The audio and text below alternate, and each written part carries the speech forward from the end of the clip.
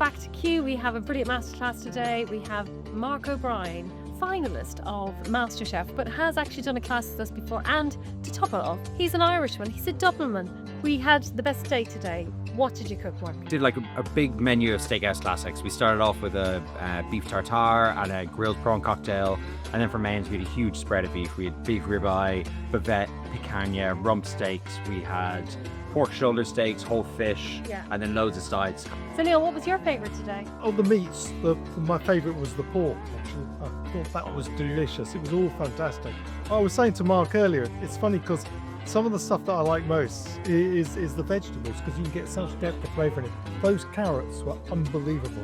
Roasted them really hard in the Charlie oven, got a load of colour on them, and then braised them in a little butter and water. Reduce that down to a nice glaze, and then finish that with honey and lots of Aleppo chili pepper. So nice, like hot, spicy, sweet, charred, smoky. They were really good. Yeah, just fantastic. One of the things that I always try to teach people about like restaurant cooking as opposed to home cooking is this idea of mise en place and getting everything ready.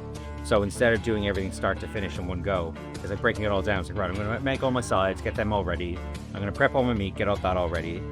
I'm going to start cooking all my meat, and as my meat is resting, then I'm going to finish the sides. So you're breaking it all down and making it super easy and controlled for yourself. So often you see in people cooking at home, it's like trying to do everything all at once, or trying to do everything start to finish in one go. And it just ends up like your dishes everywhere. It's really, really a big challenge. But like with restaurant cooking, it's all about breaking it all down and doing anything that can be done beforehand is done beforehand. With that gentle way you cooked all those steaks, then you were able to take them off individually and really judge based on just the type of meat, which I think, give me the confidence to have a go at doing that myself.